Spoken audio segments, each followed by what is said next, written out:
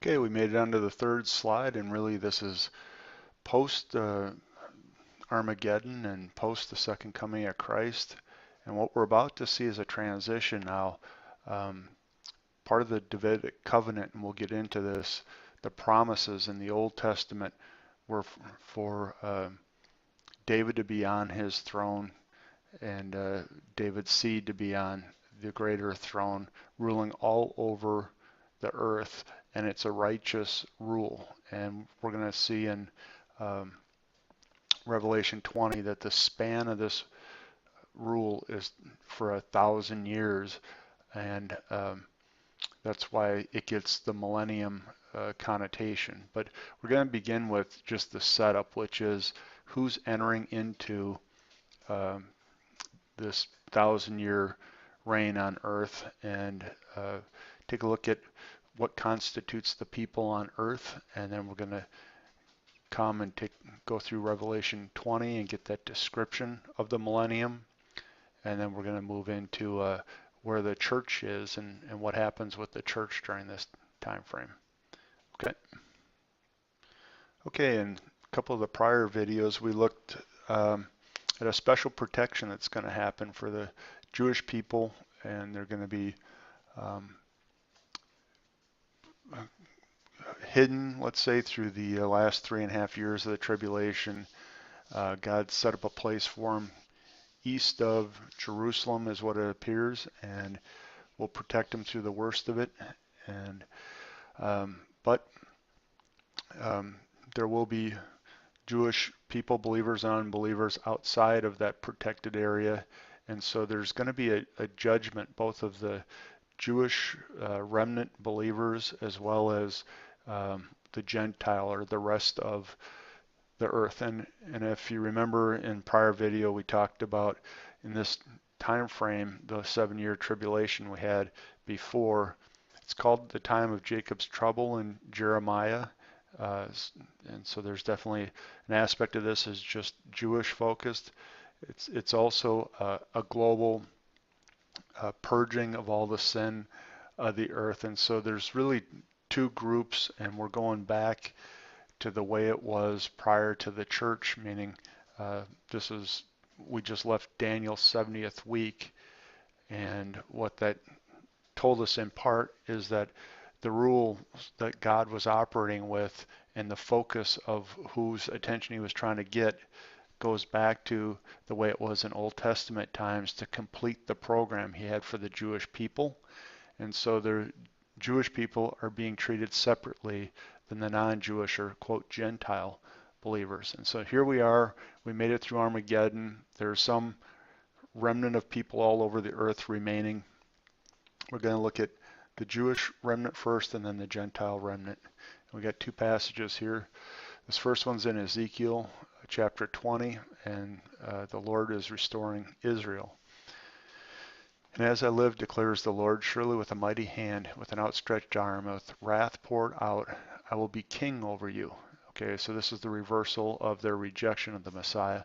And I will bring you out from the peoples and gather you out of the countries where you are scattered. And with a mighty hand and with outstretched arm and with wrath poured out, I will bring you into the wilderness of the people, and there I'll enter into judgment with you face to face. And this is a throwback when the Exodus occurred and Moses led the people out and they were unwilling to go into the promised land because they were afraid of the giants that existed there. God entered into judgment with them for 40 years in the wilderness, and that entire generation died. So this is a hearkening back to bringing them into the wilderness, entering into judgment just as he did before. Here it's saying as much as I entered into judgment with your fathers in the wilderness in the land of Egypt. So I'll enter into judgment with you, declares the Lord, and I will make you pass under the rod. Now, this little notion right here is the judgment part, and there's the passages we looked at before with the Jewish people being, some of them being protected and sheltered east of Jerusalem there. It was referenced in terms of a sheepfold. And here we've got them passing under a rod, which is the sorting of the sheep as they come out of the fold. And so they're going to pass under the rod and bring into the bond of the covenant. And I will purge out the rebels from among you. So you can see there's going to be the believers that go into the bond of the covenant, and then there's going to be the rebels that get purged out, those who transgress against me. I will bring them out of the land where they sojourn, but they shall not enter the land of Israel. Then you will know that I am the Lord. Okay, so there's a separating out of the Jewish people, the believers and unbelievers, and bringing some of them into the bond of the covenant. Now in Matthew 25, we get the second view of this. When the Son of Man comes in his glory and all the angels with him, then he will sit on his glorious throne. Before him will be gathered all the nations. He will separate the people one from another as a shepherd separates the sheep and the goats. And he will place the sheep on his right hand, but he will put the goats on the left. Then the king will say to those on his right, come, you who are blessed of my Father, inherit the kingdom prepared for you from the foundation of the world. For I was hungry, and you gave me food, and I was thirsty, you gave me drink. I was a stranger, and you welcomed me. I was naked, and you clothed me. I was sick, and you visited me. I was in prison, and you came to me. Then the righteous will say, when did we do all these things? And the King here, Jesus, the King of Kings, Lord of Lords, will answer and say, truly I say to you, as you did it to one of the least of my brothers, you did it to me. And you can read into that. It's either as you helped the other believers, or you can look at it and say, as you did to one of the least of these, my brothers, was he in reference to the Jewish people that were brought out under the covenant? You can have a debate there. And then he'll say to those on the left, depart from me. And it's because they didn't help them when the brothers were a stranger, when they were in prison and whatever. So then he will answer them and say, truly I say unto you, you did not do it to one of the least of these, you did not do it to me. So that's a little picture of the sorting out, and we're going to see then that the only people that get to enter the millennial kingdom is going to be those that were believers in Christ. Okay, and now we're going to take a look at this. So we have believers coming in, human believers that didn't die in the Armageddon and judgments, and their believers only are coming in. Now we're actually going to see a resurrection of both, again, the Old Testament believers in the coming Messiah, as well as the second group that we talked about earlier in Revelation, which is the tribulation saints. Okay, first let's take a look at these Jewish Old Testament believers. And the context here is at the time of the end, okay? At that time shall arise Michael, the great prince, who has charge of your people. And your people, he's speaking to Daniel, and Daniel was a Jew. And there shall be a time of trouble such as never been since there was a nation till that time. And that's the 7-year tribulation. But at the time your people shall be delivered, everyone whose name shall be found written in the book. And the way they had their name written in the book is, again, belief in the coming Messiah. It was through faith in God.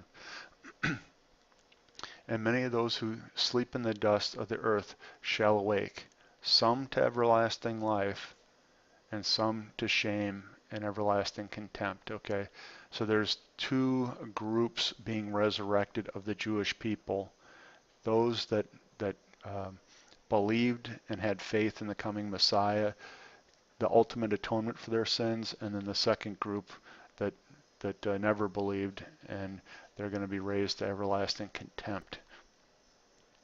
And those who are wise shall shine like brightness of the sky above, and those who turn many to righteousness like the stars forever. But you, Daniel, shut up the words and seal the book until the time of the end. Many shall run to and fro, and knowledge shall increase. And this is a nice little footer down here. Many people say, well, it's an indication that we're currently in the end times. program because the knowledge of all these passages is definitely being revealed. And the running to and fro, I think that one's obvious with air transportation and cars and all the rest. Okay, and now let's go to Revelation, and we're going to see this again here in the next video, but we'll touch on it quick here. Revelation 20, verse 4, Then I saw thrones, and seated on them were those who had the authority to judge was committed. That's very likely the church, the raptured church.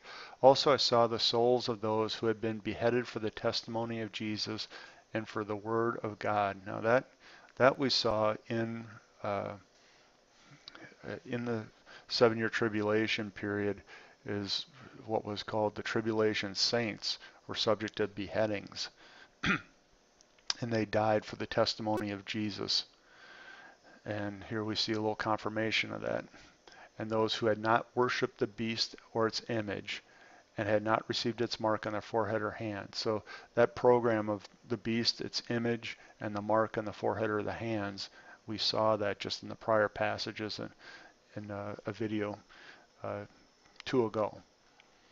They came to life and reigned with Christ for 1,000 years. So we're seeing a resurrection there as well. And according to Jewish scholars, this resurrection back here actually supports the notion of a separation. There's a resurrection to life, and I guess in the Hebrew there's a pause or an indication of a separation in time, and then this resurrection to everlasting contempt. So we've got 2 passages here, the Jewish people being resurrected, the faithful at this point, and now we've got the tribulation saints being resurrected right at the beginning of the millennium period.